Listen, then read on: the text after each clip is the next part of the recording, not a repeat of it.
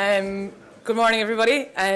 First of all, thanks very much to everybody for coming. I think the women are always giving out that we don't get a full house in Croke Park, but I can't have any complaints today. So, Rena is my name. I've been playing with the Cork setup now for a number of years. So I've been playing with the Cork ladies football team since 2003, and we've been very lucky. We've won 10 All-Irelands over that period.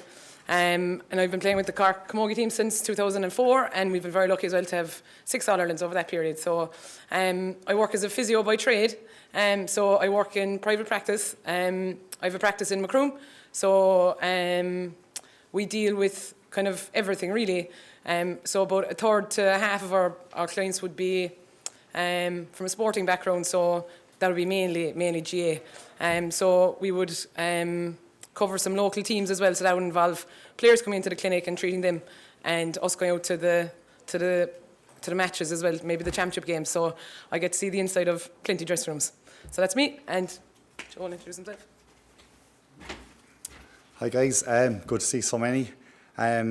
Before I go through my background, I suppose I'm just going to make a presumption that everyone that's here is here to try and get something out of the day and try and pick up bits and pieces that they can improve their own team's performance. So hopefully my background will help that. As William said, I own Advanced Sports Performance Ireland in Clara and County Offaly, and we work with a lot of different sports teams in terms of strength and condition, and also with team building activities. I have a degree in sport and exercise science from the University of Limerick, and I played with the senior footballers in Offaly for 6 years. So hopefully I can kind of use some of this experience to help you in the area of team culture and kind of see the benefits that team culture could have on your team. I suppose from my experience working with teams, trying to get peak performance from different teams can be like a giant jigsaw puzzle, like something like what we see here. Okay, there's lots and lots of different pieces that you have to try and put together as a coach or the manager. This can include the physical aspects. You've got your endurance training, your fitness. You have your speed, agility, strength, power, flexibility. You've got to bring the mental strength aspects, nutrition plans, tactics, and skill levels as well. Okay, these all have to be worked on. But another area is the team culture, and I'm hoping that myself and Rena can convince you that this is as important as some of the other aspects. I suppose when you're looking at team performance, without some of these, you could actually have some success. You could win some matches. I think what we're kind of focusing on today is that if you want consistency, you want performance at a high level on a consistent basis, you need all of these elements, including team culture. And that's what we'll concentrate a little bit more on. So before we go into team culture, I'm just going to clarify a couple of things about a team. So a team is simply a group of individuals until they have a common purpose and they join together to achieve this common purpose. Again, the quote here, a team is a unit with a task that no individual can do. And this emphasises that true teamwork achievements can be much greater. And the strength of a wolf is in his pack. I just think that this is very apt for when we're discussing team and how important team is as opposed to having 15, 30 great individuals. So when we talk about team culture can be defined as the socially transmitted behaviour patterns and attitude. Okay, when we say socially transmitted behaviour patterns, okay, it's what the players do. Okay, and what can define this is the attitude. The attitude is made up of beliefs and values. Okay, and these beliefs and values, which are attitude, can guide the behaviour. Okay, and this behaviour and attitude is what defines the team, in my opinion. Okay. In my opinion, good team culture, which is the behaviour and attitude, is probably the most important of all the aspects we just went through. Okay, you might find that hard to believe, but from my experience, I think that the best training plan in the world, okay, the best nutrition plan in the world, the 30 best players in the country, okay, all of the other elements, all this training and nutrition can only have a limited effect if the attitude is poor, if their behaviour patterns are poor. If they're already poor, I believe that the effect that everything else can have is limited. So I think it's very important that we consider team culture as a vital foundation from which you harness a successful team. Also, with team culture, it's one of the areas that it's probably least researched compared to all the other areas, especially in the area of sport. I just hope that, maybe today there's some of you that have an opinion that team culture is an area that can be overlooked and physical training is more important and the mental side is more important. I'm hoping that maybe we can kind of change our views a little bit on that today and take that back to your teams. So when we're going to just talk about why is team culture important. Just one reason why team culture is important, some of you might have seen this picture last week. It was kind of went viral. I saw it on League of Their Own. They were having a go at Ashley Cole about his loan spell in Roma.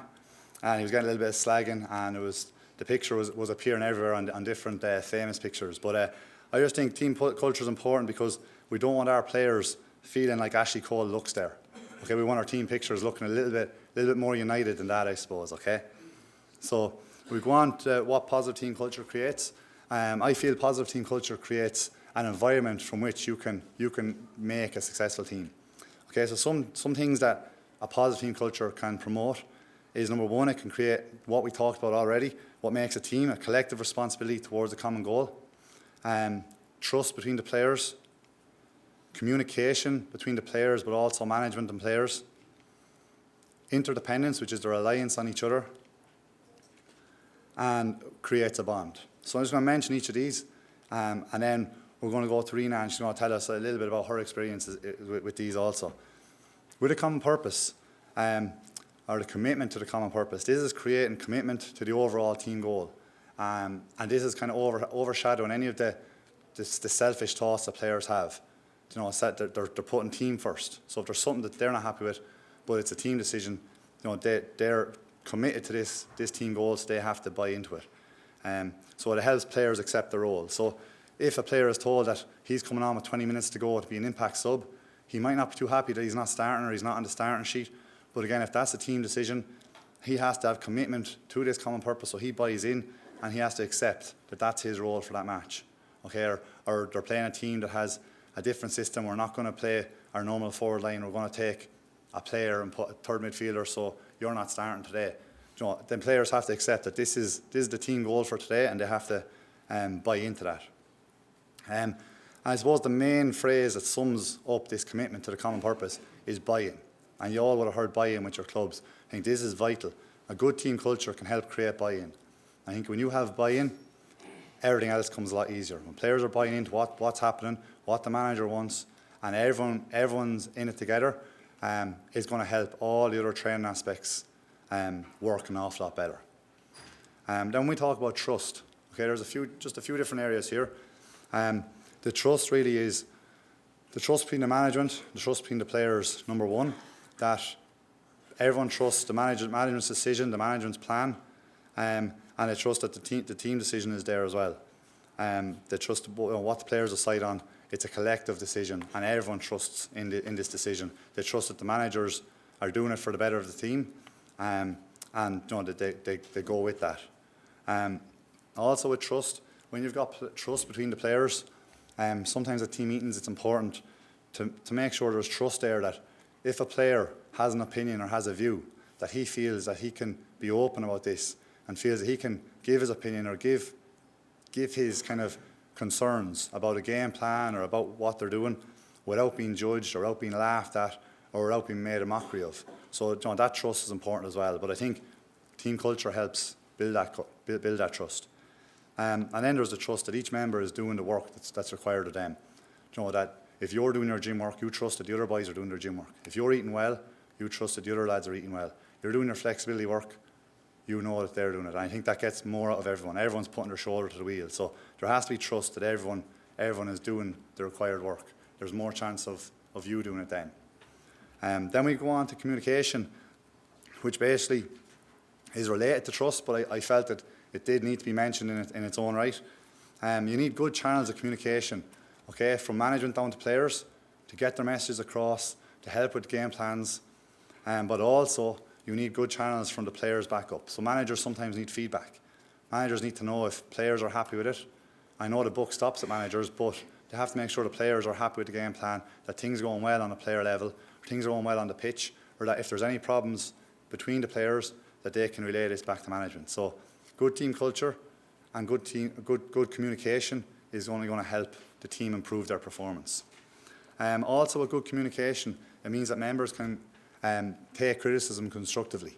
So again, sometimes you'll have to have a talking to a player, tell him he's doing something wrong. You mightn't have to be roaring down his throat and shouting at him in front of everyone, but you might have to tell him that he needs to change something, okay? And it's important with good communication. I think this can be done more effectively, okay? Rather than a player having a huff and going away and not going training for 2 or 3 weeks because he didn't like the way you said it.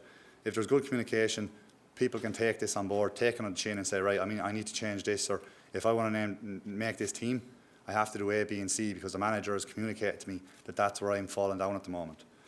Then with communication, on-pitch problem solving is helped as well, because all the time after the managers maybe have their talk, they can't talk to the players all the time on the pitch. So sometimes if something happens on the pitch, the players need to communicate, relay the information to each other, and come up with solutions on the spot. And then decision making on the pitch is huge. Okay, and with good team culture, this can be very good. So for example, the player on the ball. Okay, if the player on the ball is being told by the players around him, you've got time. Okay, you've got time to look up. There's a free space in the corner. Johnny's in the corner. Give the ball long, or give it quick. There's a man on your shoulder. Okay, if you're able to talk to the players, give them this information, it makes the job for the player on the ball a lot easier. So decision making all the time during the game by the player on the ball can be that little bit easier, and the right decision can be made a little bit better. And obviously this improves the performance. Then we just have interdependence, where one member cannot succeed unless the other member succeeds. Okay, so this is where everybody is helping each other out. You push yourself at training, but you also make sure you're pushing the other people to get the most out of them. And really it is summed up by the fact that together, working together and encouraging each other, you can achieve much more than individually. And then just the last area that I feel that team culture can have a big benefit is in terms of creating a bond. And when I say create a bond, I don't mean that every player has to be best friends, okay? Although this helps, okay? They don't have to be ringing each other twice a day to see how they're getting on and what's going on at home. But there needs to be a level of mutual acceptance and mutual respect. And that's going to help things work better on the pitch, help everyone do their job, and help each other out sufficiently to work better as a team. With this bond, you get a sense of belonging. And if you talk to top players who've been involved in successful teams, they'll often talk about that feeling of family. Okay, there was nearly a family bond between the players, and this can be a great help.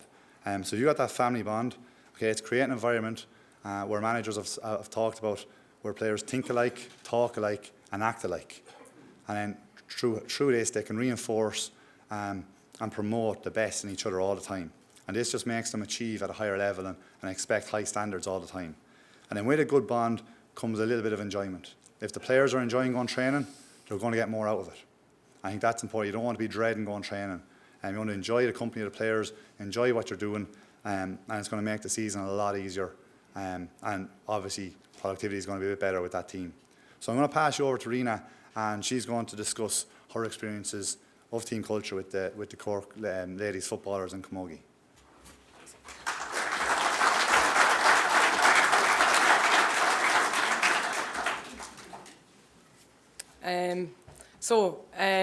Why is team culture important? So from strategy to systems, your competition can replicate almost every competitive advantage except for your culture. So all teams, no matter what grade it is, from senior intercounty all the way down to your junior club competitions, I mean, this is the case. And I think it becomes very obvious towards the end of championships. A player can win you, a couple of players can win you the first round or the second round. But if you want to win a championship, that team culture is really important. So another way I think of it is your team culture is kind of the way you think, the way you act, and the way you interact.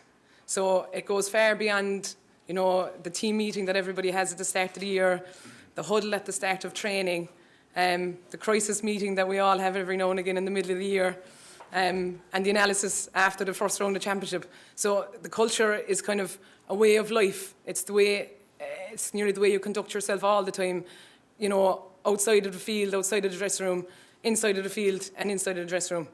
And I think it can be generated by both the players and the management. So it's the whole thing, really. So, like, if we're looking at kind of the senior intercounty kind of teams, I suppose two teams kind of stand out as being kind of consistently good. The Kilkenny Hurlers are obviously exceptional, and the Cork Ladies Football have been fairly consistent over the last number of years. So why have these teams been consistent? Kind of what makes them different? Are their players more talented than everyone else's? Does Brian Cody have a big secret about hurling that the rest of us don't have? Like, what is the difference? So I suppose I'm kind of part of the older generation. Hopefully we're a dying breed of Cork Ladies footballers who kind of know what it was like to probably go to matches and expect to be beaten comprehensively and not have it as a shock. But there has been a massive shift in our culture within the Cork Ladies football setup. And over my playing career, and I suppose it's been much more obvious in football than it has been in camogie, because camogie and Cork has been successful over a long number of years. But there was a huge shift in my playing career in terms of football. So we've gone from a situation where club players used to kind of sit together. Players used to be coming in and out of teams, in and out of matches, show up when they wanted, walk off when they wanted. We're fairly hit and miss. And that's going to change to being a much more level and more consistent team. And I think a lot of this has come from a shift in our culture. So the change in the culture has led to, I suppose, a respect between players and management. It means that players don't want to let themselves down, and they certainly don't want to leave the team down. Everyone kind of wants to be part of the group. So if you want to be part of the group, you kind of want to be part of the crack. But you also want to be part of the work ethic in the group as well. So that's very important. And I think, it's kind of airy-fairy, but I think it's because of that players want to kind of go the extra mile, So I think a positive team culture has meant that as players, the Cork football, I won't speak for the Kilkenny Hurlers, but I think it's kind of made better people out of us. It's made better players out of us. And made a better team out of us. And then because of that, that's where you get the consistency from. So that'd be just my kind of take on it. So how can this team culture be improved? Or what was the difference that made things change within our setup?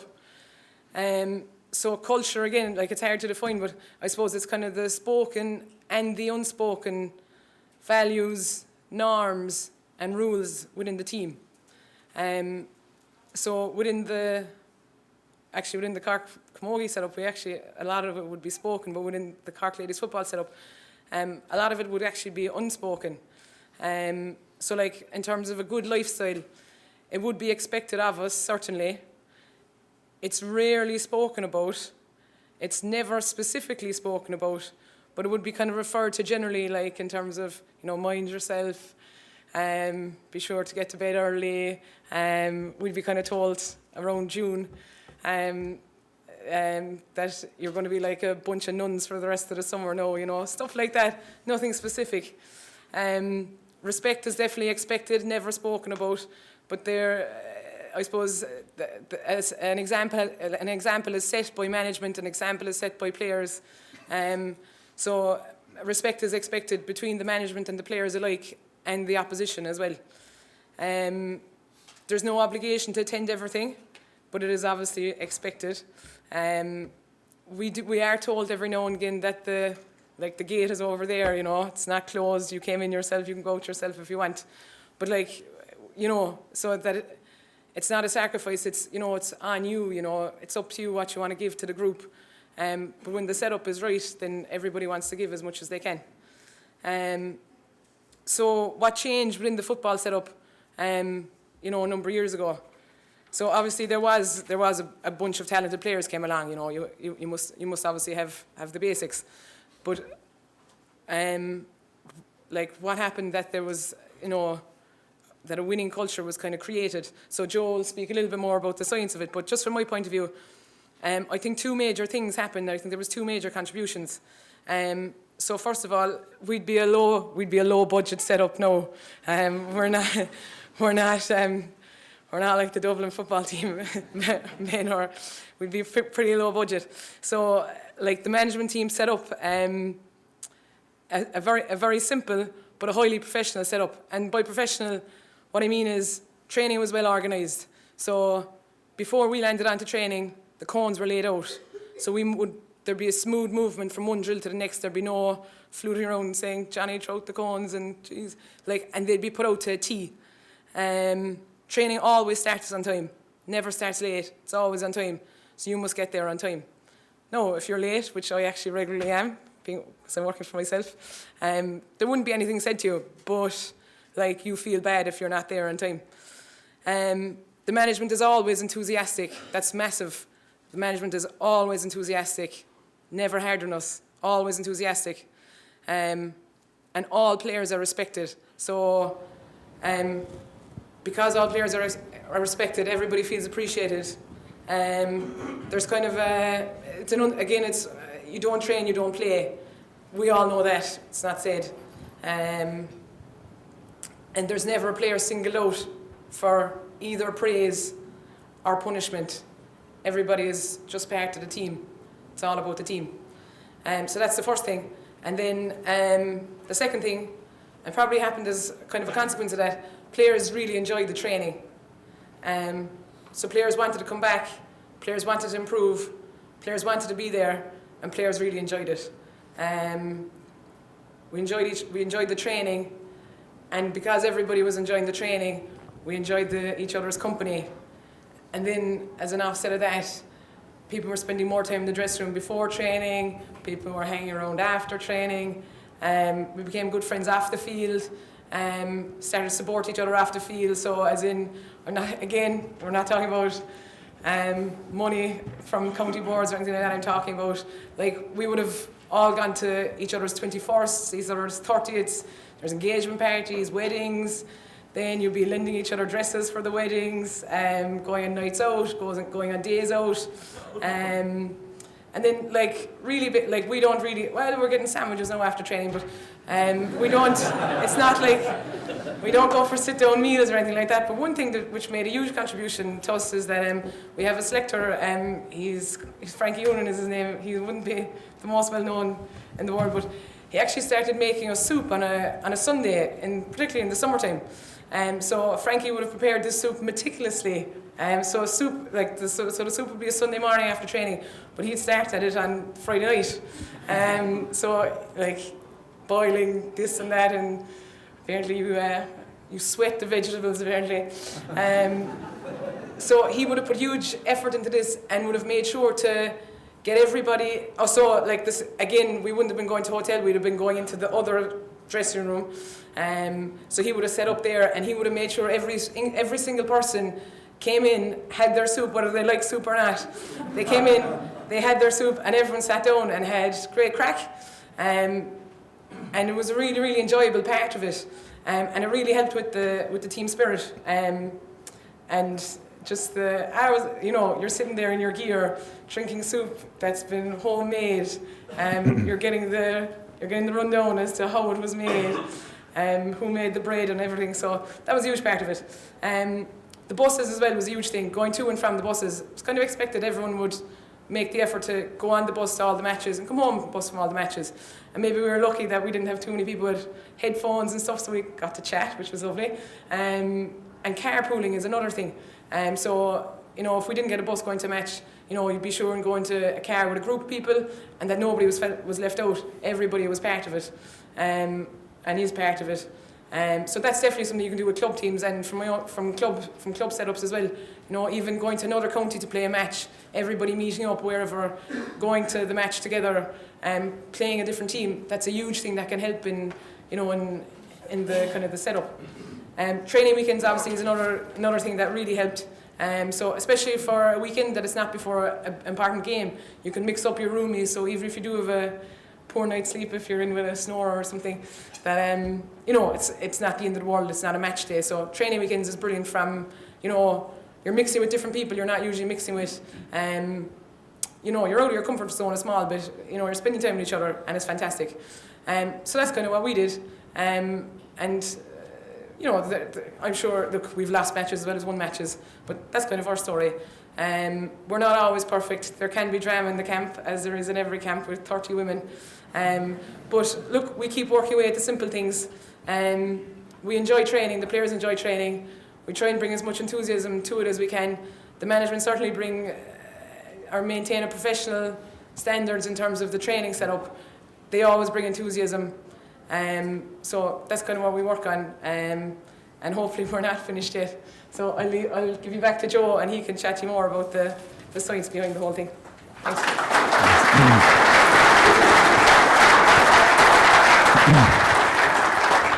Okay, I'm just going to continue and I'm going to talk about just a few more ways that you can actually build team culture. Okay, hopefully you can take these bits especially back to your clubs. I might actually get some volunteers in a few minutes, so if you can prepare yourselves for that, I'd appreciate it. It might make it easier to kind of understand some of the things we're going to be doing. I'll just describe the idea of building team culture, and it's the idea of bringing the team from being maybe loosely held together along the continuum to being a tightly knit, cohesive unit. Okay, and that's why we want to build team culture, and we've talked about the importance of this cohesive unit already, and we're going to talk about different ways that we can do this. So there are a few different ways, a few real simple ways. It's not rocket science, but we'll mention them anyway. You're probably already doing them, but you might pick up one or two ways that you don't already use. So one is the coaching style, and Rena touched on it as well, that their coaching style and the professional setup made things a lot easier. I think the coach can have a big effect on how team culture is developed within your team. I suppose a dictatorship kind of style is probably not the most conducive to building a positive team culture. Chances are you're probably going to create a kind of us against them feel. So hopefully there's not too many people that are looking to do it that way. I feel that the coach is definitely responsible for bringing up team culture and starting the ball rolling. But if he can include his teams into decision making and include his team into kind of come up with a common purpose, even if it's only by a small amount, the players are accepting ownership of this common purpose. And again, it's going to help buy-in. And also, if the coach can be approachable during the year, if the coach is approachable and players feel they can talk to him and feel they can have some kind of relationship with him, again, even if it's only small, that it's not he's up here telling us what to do and we have to follow him. It's going to help build team culture and have the whole unit kind of going for the same goal. It's not us against them. Everyone is looking for success. So the coaching style is going to be very, very important. That's just one way. Then I suppose every time the group is together, okay, there's an opportunity to build team culture. So anyone that's involved in teams, which is most people here, know that you're training an awful lot. Okay, there's training, could be 3 days a week, sometimes it could be 4 days a week. You're together a lot. Sometimes training can be monotonous. Sometimes players are going through the same routine. They get into the dressing room, they go to the same corner, put their gear down. They might talk to the same guys. They'll go out and do a couple of drills before the warm up. They end up talking to the same players. It's not their fault. They're not doing it on purpose. It just sometimes happens. You get into your routines and it stays like that. Okay. So sometimes in training sessions, what can be good is throw in a couple of little icebreaker games, team building games. Could be part of your warm up. Could be in between 2 tough drills. These could be simple things like wrestling activities. It's still working physically. You could have little chasing games in the warm up. A little bit of fun, and when you're caught or punished, you have press ups or something like that. There's number call games where you could maybe shout random numbers during the warm up, and maybe 7, and everyone gets into groups of 7, and 3 lads are left out that can't get into that group. They have to do burpees or something, and a bit of slagging. It gets lads clued in and mixes things up. It's really, really simple. There's also conditioning drills you can have in your program that are working on fitness, working on speed, but there's little games involved as well. So this can be done as well. Also, another time when players are together a good bit, Rena touched on it on the Sunday mornings with the soup, is meals. Okay, so some teams might be eating after every training session. Some teams it could be just the odd Sunday morning, but every time you're together for a meal, whether it's a pre-match meal or after training meal, it's another opportunity to maybe mix with some of the players you don't know very well. And again, it's outside the training environment. okay, where we can be in our routine and we can just have our head down and getting through it as we know how. So you can maybe talk to players that, you know, maybe seemed unapproachable before, that, you know, are not the same age as you. And every time these little small events happen, it builds team culture bit by bit, okay?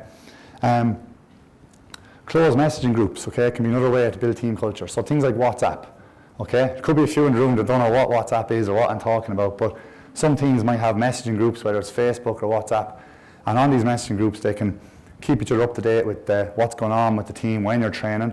Also it's helping buy-in, helping kind of honesty and trust between each other, because they're letting each other know when they're doing their gym sessions, putting up a picture in the gym, putting up a picture of the meal they're eating, what food they're eating. They're getting their recovery session done.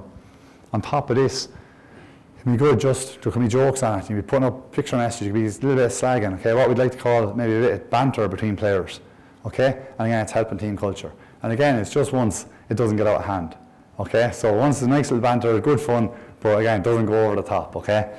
And again, that can be another little tool we can use kind of towards the bigger picture. Team meetings, again, the way your team meetings are conducted can have an effect, okay? If you can involve players in the meetings and have them kind of giving their views and having a little bit of feedback, where it's not just like right now, you all sitting there and listening to me go on and on and on, it can kind of keep players more occupied and again, more ownership.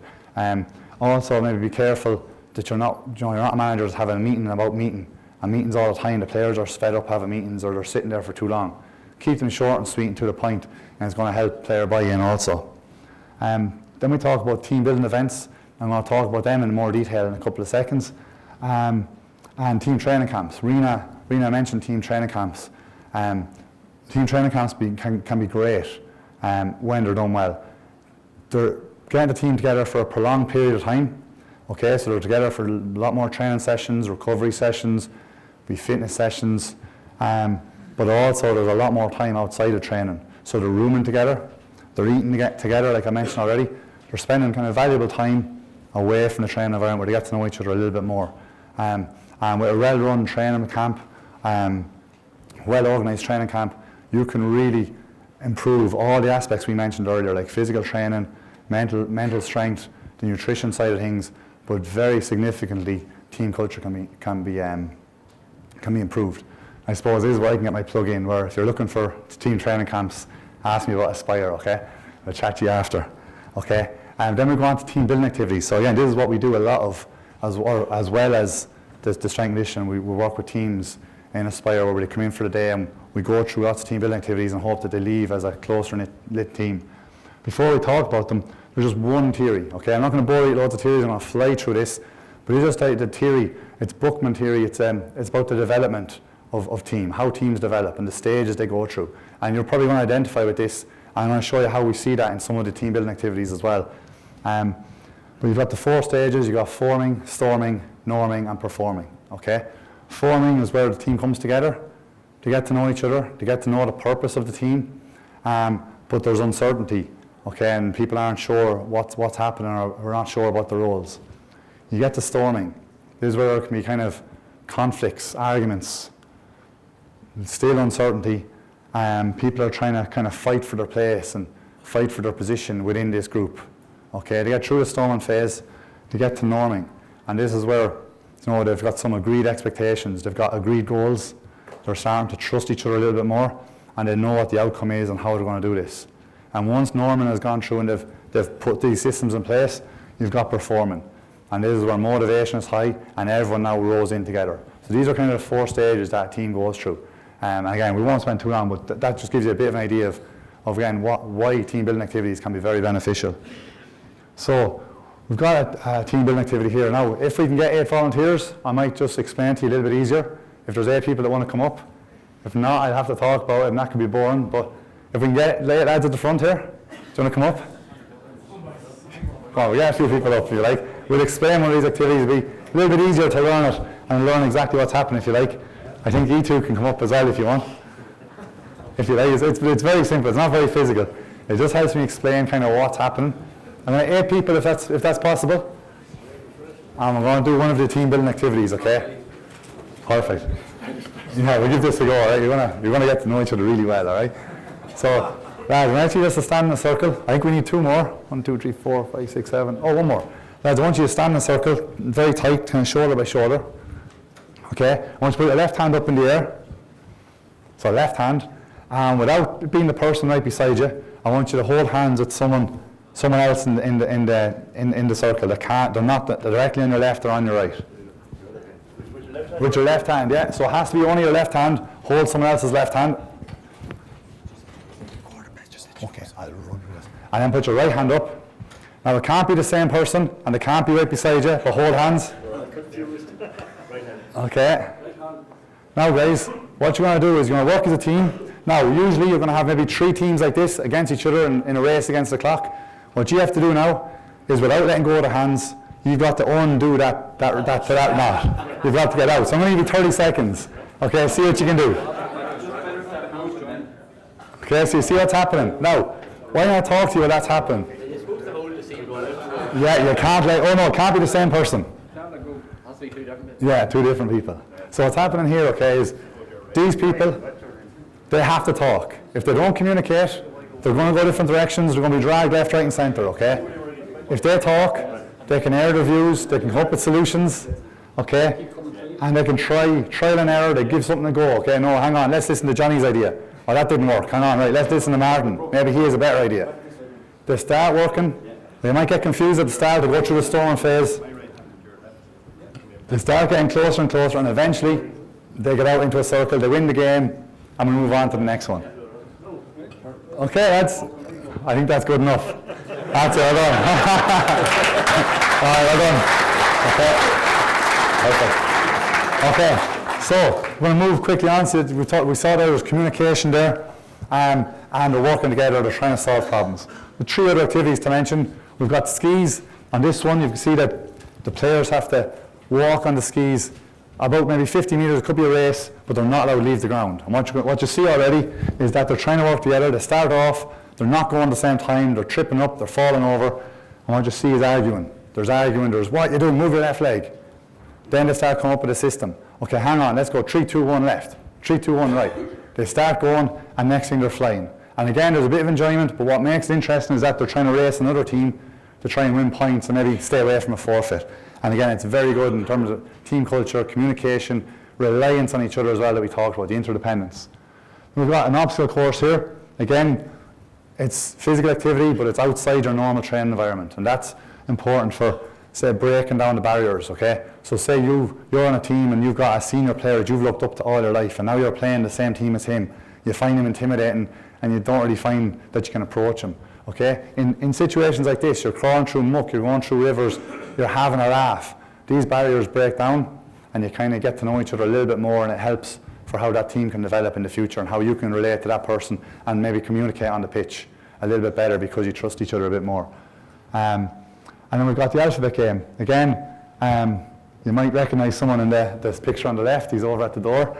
Again, that's where they have to make the letters of the alphabet from A all the way to Z in a capital letter, but they all have to be involved. So you see at the start from A to C, it's all over the place. People going everywhere, they don't know where they're at. Then someone takes charge, they start communicating, they get a system, and things start flowing. They go a lot better, but it's a bit of fun, lots of moving around. And then just finished with successful teams. It's important to make the most of team culture and have a successful team. It's important to remember that team culture has no start point or end point, that you're constantly working it and you try and improve it all the time and you keep it going. Okay, you stop working on it, you kind of don't use it, you'll lose it, okay? And we'll just leave you with that nice little acronym. But apart from that, hope you got something from the talk, and I thank you for listening. Thanks very much.